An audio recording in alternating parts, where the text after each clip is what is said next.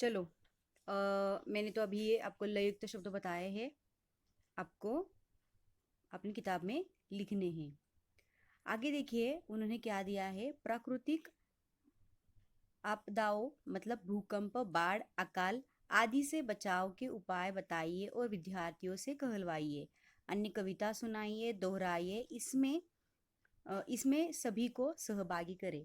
प्रकृति के संतुलन एवं संवर्धन संबंधी जानकारी दे। प्रत्येक के सहयोग पर चर्चा करें। अभी आपको ये स्वाध्याय खुद को ही घर पे करना है। समझ में आ गया बच्चों? यहाँ पे उन्होंने बताया है भूकंप, बाढ़, अकाल इससे बचाव करने के लिए आपको क्या करना है। इस पे आपको चर्चा करनी है। अन्य कविता पढ़नी है, आपको सुनानी है। आपके घर में ही आप ये कार्य पूरे कर सकते हैं। और प्राकृतिक संतुलन एवं संवर्धन मतलब प्रकृति की हमें बचाव करना है, उसको आगे तक हमें अच्छा रखना है। इसके लिए आपको क्या करना होगा, इस पे आपको घर में ही चर्चा करनी चाहिए। आपके घर में जो बड़े हैं, बुजुर्ग है, आपकी माता जी है, पिताजी है, नहीं तो आपके बड़े भाई है, उनसे आप बात कर सकते हो ताकि आपको ये प्रश्न समझ में आ जाए। बच्चों, ये दी हुई जो यहाँ पे उन्होंने दिया हुआ उपक्रम है, आपको सबको करना है। आदत लगाओ अभी से करने की, क्योंकि यही उपक्रम हमें आगे चल के आगे वाले क्लास में होते हैं, तब हमें इन प्रश्नों के उत्तर लिखने में कठिनाई होती है। इसलिए मैं अभी से आपको बता रही हूँ कि आपको ये कार्य करने हैं। समझ में आ गया? चलो, तो आगे वाले पन्ने पे हम चलते हैं। आगे उन्होंने क्या दिया है? खोजबीन, बराबर है ना। खोजबीन में उन्होंने क्या किया है? ऋतुओं के नाम बताते हुए उनके परिवर्तन की जानकारी प्राप्त करो और लिखो। मैं बस आपको ऋतु यहाँ पे बताती हूँ। आप घर पे हो तो आपको घर वाले सहायता कर सकते हैं। अब आप खुद उनको पूछो। मैं आपको ऋतुओं के नाम बताती हूँ। जैसे कि ग्रीष्म ऋतु होता है, बराबर है ना। हमारे देश में 6 ऋतुएं होते हैं, जैसे कि ग्रीष्म ऋतु, वर्षा ऋतु, शरद ऋतु, हेमंत ऋतु, शिशिर ऋतु, वसंत ऋतु। ये जो 6 ऋतु है, मैंने अभी आपको इनके सारे नाम बता दिए हैं। आपको अभी करना क्या है, इनके बारे में आपको जानकारी लिखनी है। उनके परिवर्तन में, जैसे कि ग्रीष्म ऋतु में क्या परिवर्तन होता है, जैसे दिन बड़े और रात छोटी हो जाती है। गर्मी के कारण वायुमंडल में हानिकारक तत्व समाप्त हो जाते हैं।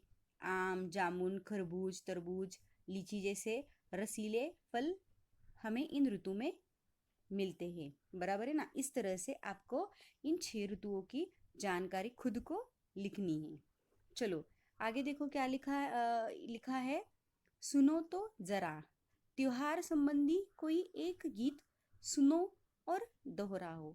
ये भी आपको खुद को करना है। त्योहार त्योहार तो आपको पता है, हम हमारे घर में तो त्योहार मनाते हैं, तो उनके बारे में आपको जो गीत आता होगा वो आपको सुनाना है।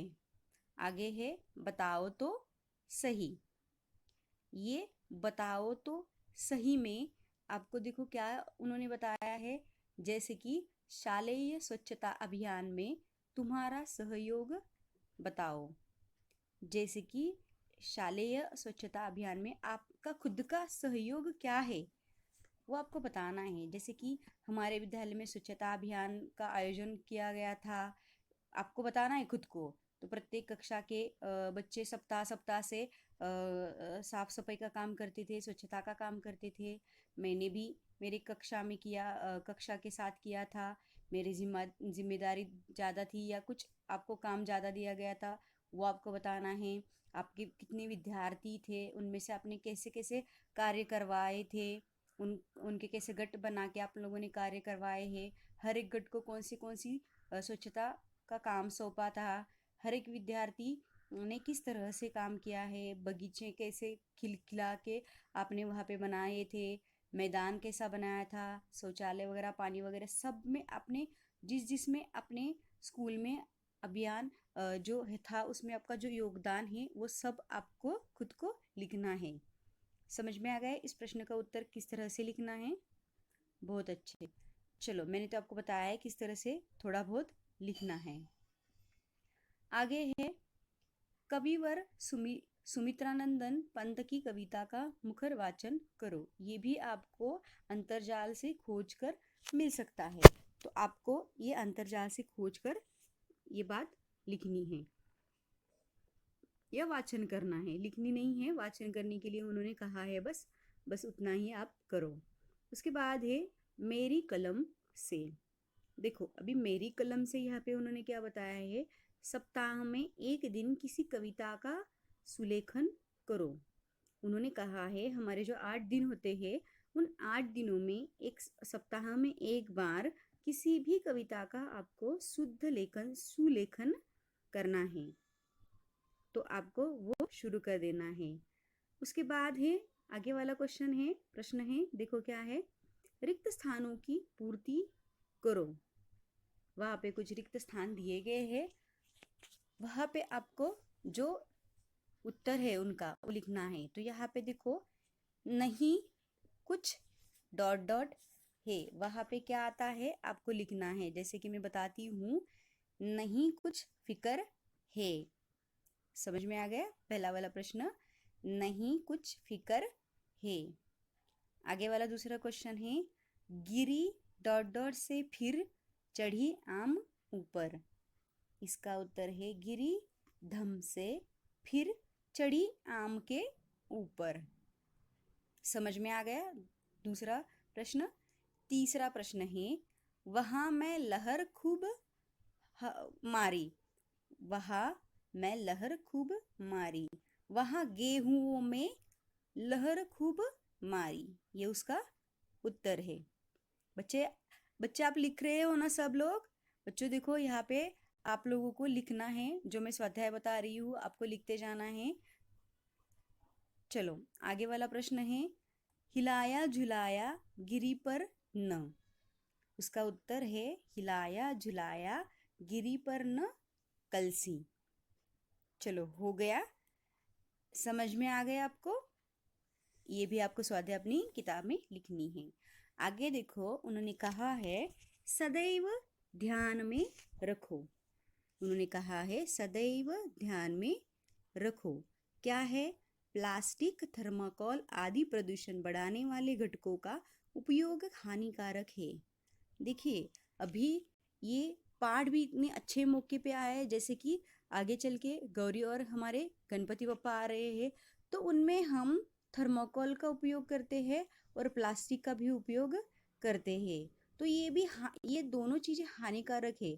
तो इन चीज़ों का आपको उपयोग नहीं करना है। आपको जो भी सजावट करनी है वो इन दोनों को छोड़ के बहुत सारी सजावट अच्छे से बन सकती है। तो क्या होता है, आप इन चीज़ों से सजावट बनाते हैं, बाद में उनको कहाँ पे भी कूड़ादान में फेंक देते हैं, तो वो हमारे प्रदूषण में हानिकारक है। इसलिए उनका इस्तेमाल ही मत करो। समझ में आ गया? ये बात आपको सदैव ध्यान में रखनी है। आपको भी खुद को रखनी है और आपको अपने घर वालों को भी ये बात बता देनी है। चलो, आगे है विचार मंथन। हवा प्रकृति का उपहार, यही है जीवन का आधार। बराबर है, हवा प्रकृति का उपहार है और यही हमारा जीवन का आधार है। ये बात भी आपको ध्यान में रखनी है। आगे है अध्ययन कौशल। इसमें बताया गया है वायुमंडलीय स्तर दर्शाने वाली आकृति बनाओ। ये भी आपको खुद को बनानी है। आप खुद बनाओ, उसके बाद में आपको बना के दिखाऊंगी, लेकिन सबसे पहले आपने किस तरह से बनाई है वो मुझे देखनी है। देखो, प्रश्न क्या है, अध्ययन कौशल है ये, वायुमंडलीय स्तर दर्शाने वाली आकृति आपको बनानी है। समझ में आ गया? ये भी आगे है, दर्पण में देखकर पढ़ो, पहचानो हमें। क्या दिखाई दे रहा है आपको दर्पण में? कुछ तो उल्टे उल्टे अक्षर दिखाई दे रहे हैं ना, बताओ तो ज़रा क्या है वो। वेरी गुड, बहुत अच्छे। स्वर और व्यंजन आपको दिखाई दे रहे हैं ना, तो वो कुछ उल्टे दिख रहे हैं। आपको पता है ना, ऐसे ही आप अगर किताब को अपनी आईने में देखोगे तो आपको किस तरह से दिखती है। देखो तो ज़रा, खुद लेके जाओ आईने में, कैसे दिख रहे हैं अक्षर।